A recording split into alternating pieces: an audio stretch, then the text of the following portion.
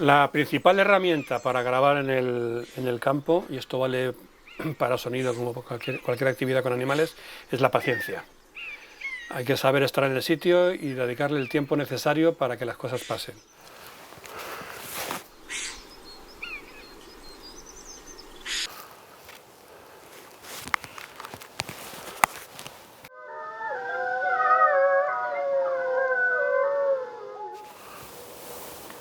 En la técnica de montaje sonoro no se puede ir al campo con 2 micrófonos y grabar a ver qué sucede, sino que hay que seleccionar muy bien los elementos de un lugar, aquello que los define acústicamente, un viento, un arroyo, un agua, el eco de una roca, los animales que viven allí, y grabarlos uno a uno por piezas para que después te permita en el montaje darle la presencia, el ritmo, el tempo, la continuidad que tú quieras. Este fue mi primer equipo. Pasamos al cassette y luego a los grabadores digitales en cinta.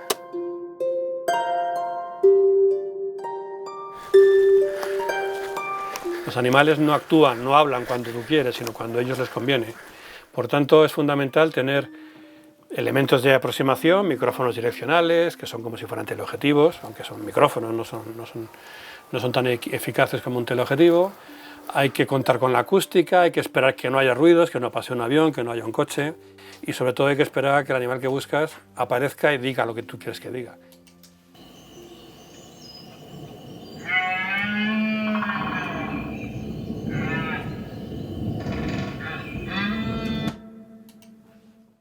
Y del campo al ordenador. Aquí en esta carpeta, en este disco duro, está toda mi librería sonora, toda mi vida grabando sonidos en el campo.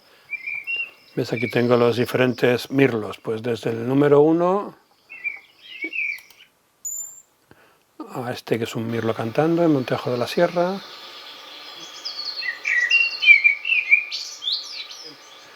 En internet 40 segundos es mucho tiempo. O sea, un montaje de 40 segundos en la red es muy largo. Luego ahí tienen que pasar las cosas muy deprisa. No puede ser que, como en la naturaleza real, pues los bichos estén tranquilos cantando espaciadamente. ¿Ves? Pero esta pausa, que dura 1 minuto 54, no la puedo poner en un blog porque no pasaría nada. Luego necesito cortar y acortar el espacio.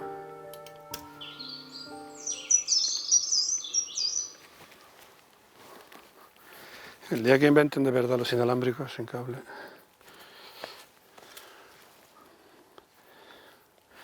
Llevo toda la vida enredándome con los cables y no... Esto no lo grabes.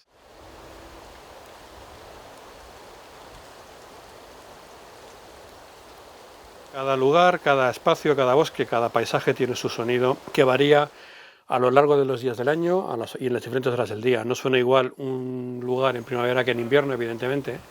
La primavera es la época de máxima actividad en el campo y la de máxima actividad sonora, por tanto, donde más sonidos hay.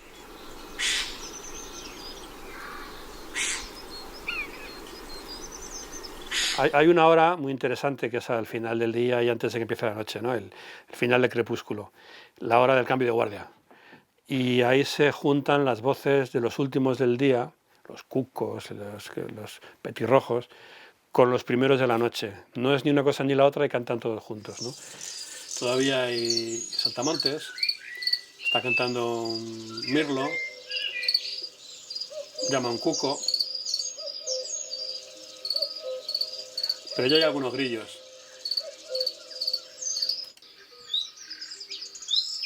Poco a poco avanzando a la noche, ya se activan los anfibios, un trueno lejos, y callan todos, pero a los anfibios en su charca que llueva no les molesta, entonces siguen cantando tranquilamente bajo la lluvia. ¿Ya ves? Vemos en el sonograma cómo se incorpora un sapo corredor,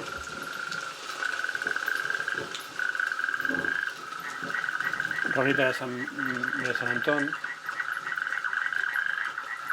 Poco a poco se van incorporando nuevas voces hasta que al final ya viene entrada la noche. En el mismo sitio, sin movernos de la orilla, con los pies en el agua prácticamente de una charca, estamos escuchando una lechuza, jabalí, mochuelo. Si te das cuenta, a la noche los sonidos vienen de más lejos porque el aire está quieto, hay más serenidad y escuchamos muy lejos hasta el tintineo de los cencerros, ¿no? Pero esto es un ruiseñor.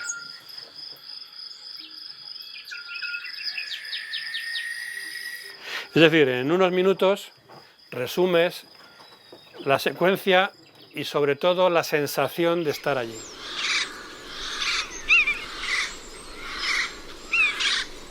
La narración, igual si haces un texto, montas una película o pintas un cuadro, lo que quieres hacer es transmitir la sensación de estar allí.